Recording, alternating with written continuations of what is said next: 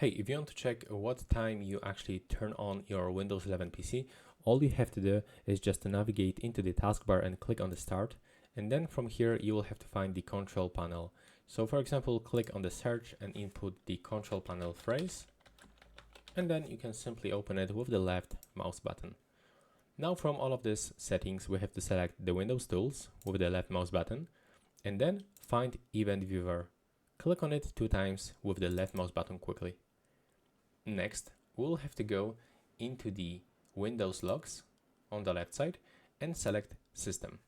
Right now, click and hold right here with the left mouse button and make this list a little bit bigger to see more events. And I can recommend you to click on the date and the time to actually sort all of these events.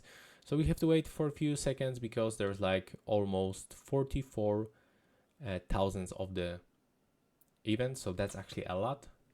And now click on it back to sort it. There we go. So that's actually current date and the time, as you can see. And now when I scroll down, I can actually find, there we go, kernel general. And from here we can find information. The operating system started at the system time. So that's the time where I turn on my PC. It was around on the 2 p.m. today. So yeah, that's all. Right now, please subscribe to my channel and see you in the next one.